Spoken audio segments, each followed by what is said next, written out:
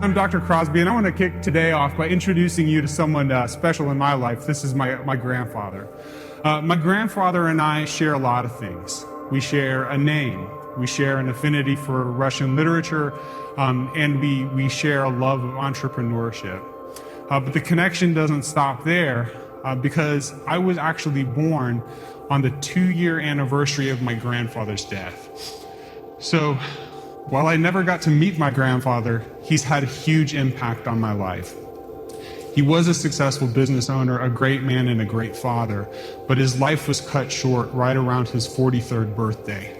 The knowledge of that and growing up with hearing stories about him has led me to a sort of obsession with coming up with rules for successful living, coming up with how do you craft the good life, because nothing's guaranteed. We don't all get the 80 years that I think we all think we will get.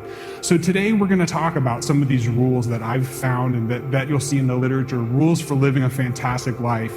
But it's going to be more of a punch in the face than a pat on the back. So if the title didn't tip you off to that.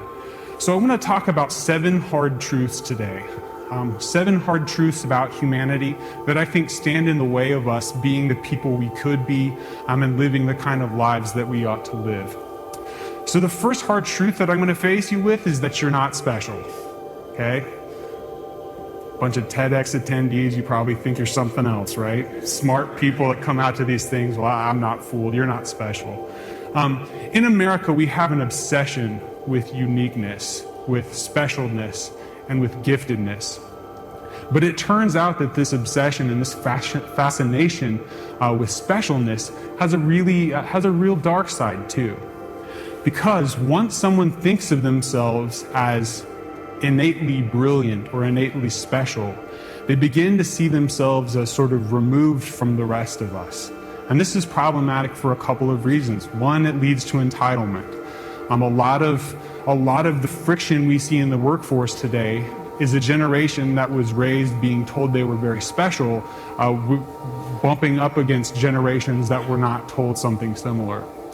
The other thing that it does that I think is even a little worse is that once someone has been crowned as special, they're really reticent to engage with life, because we all get that life is messy, and we all get that if we do engage with life, we're gonna screw up sometimes, we're gonna fall short, and we're not always gonna get there. So a lot of times the research shows us that kids and people, adults even, that are told that they're special, told that they're gifted, and told that they're unique, fail to try. They don't even put that foot forward because they don't want to risk the messiness of life, messing something up for fear of losing that special moniker.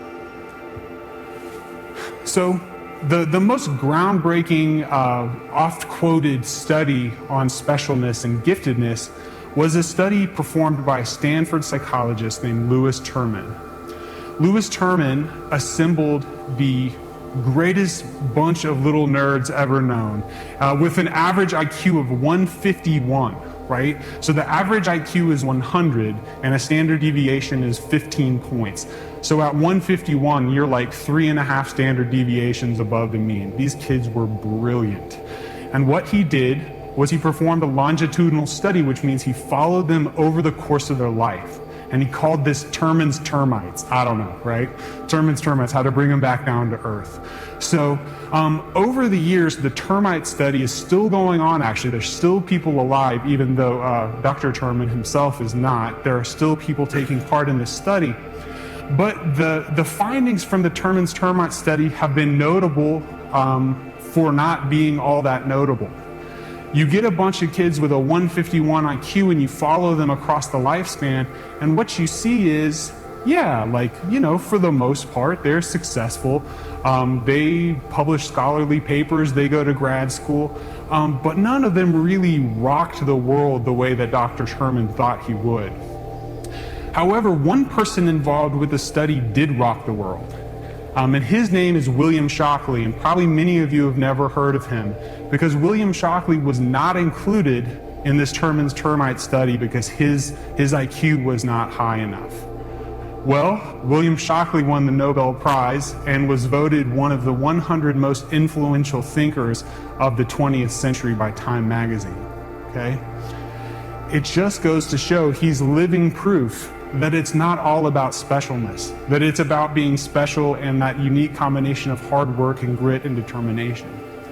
William Shockley's story, though, has an unfortunate asterisk, and it is that having been hit by the stick of not special enough himself at a young age, he later hit others with that stick and became a proponent of what's called eugenics. William Shockley actually vocally advocated that people with an IQ less than 100 be sterilized and not be able to have offspring. So we see specialness is an American fascination, but it's not one without a dark side. So it's my proposal to you that we stop worrying about what gifts we came with and whether or not we're special, and worry a little bit more about what we're doing with those gifts.